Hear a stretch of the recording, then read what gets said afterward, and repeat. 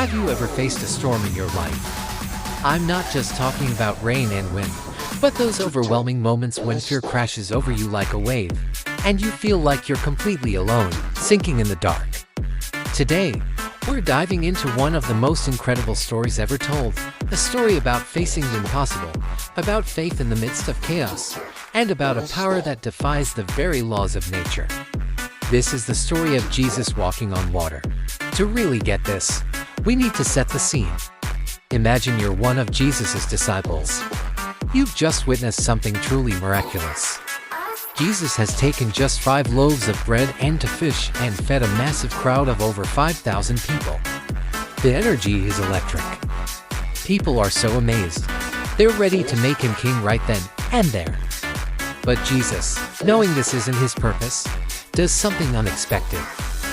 He sends his disciples away, telling them to get in their boat and cross to the other side of the Sea of Galilee. He then dismisses the crowd and goes up on a mountainside by himself to pray. So, picture this, the disciples are in the boat. The sun has set, and darkness has fallen. They're rowing, just as they've done countless times. But this isn't a peaceful night cruise. The Sea of Galilee is notorious for sudden, violent storms, and tonight is no exception. A strong wind whips up, and the water, which was calm just hours before, is now a raging turmoil. The waves are crashing against their small wooden boat, tossing it back and forth.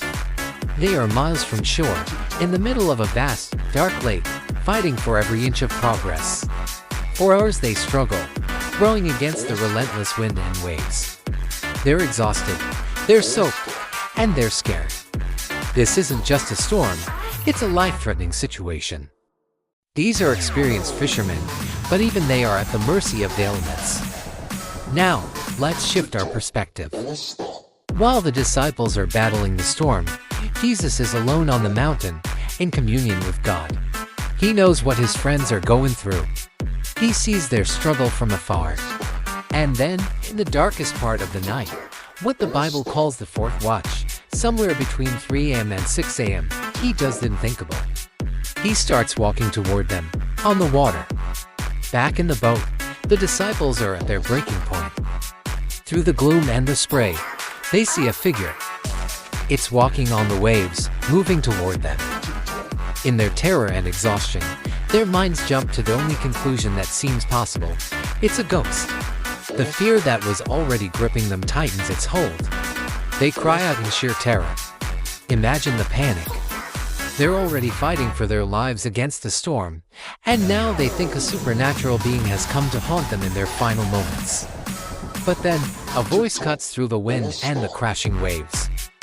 A familiar, calming voice. It's Jesus. Take courage, it is I. Don't be afraid.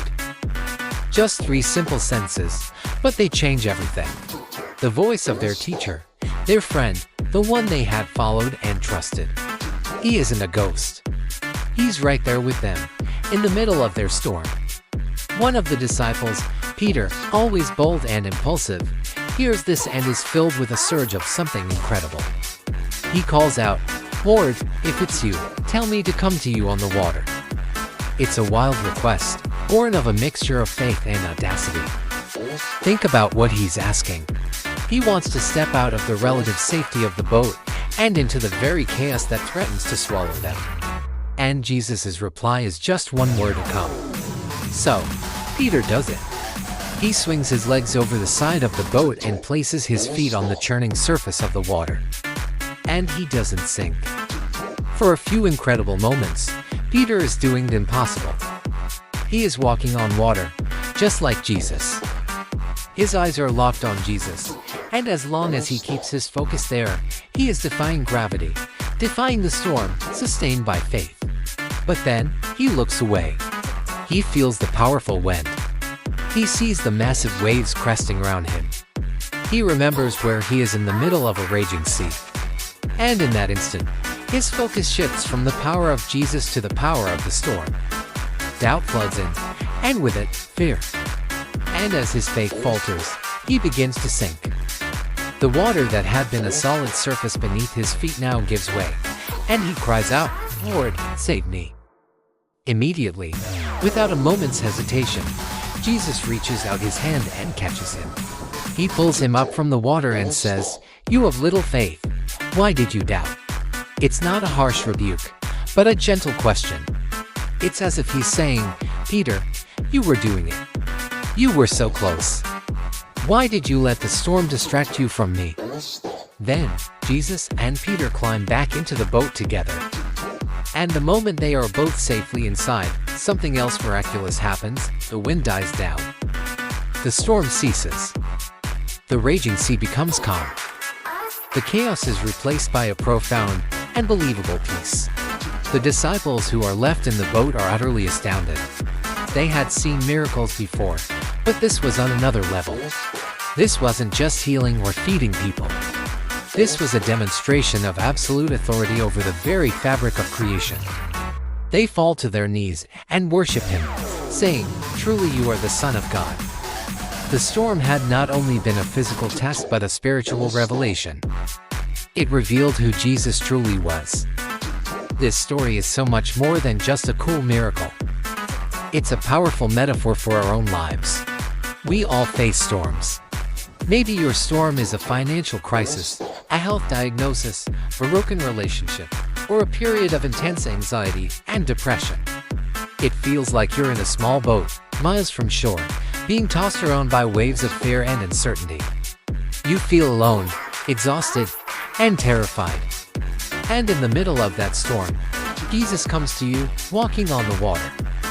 He might not appear physically, but he makes his presence known. Maybe it's through a friend's kind word, a moment of unexpected peace, or just a quiet sense that you are not alone. He says the same thing to you that he said to the disciples, "Take courage, it is I. Don't be afraid." Like Peter, we have a choice. We can stay in the boat, clinging to what feels safe, even if the boat is being battered. Or we can hear his call to come and step out in faith. Stepping out of the boat means trusting him more than we trust our circumstances.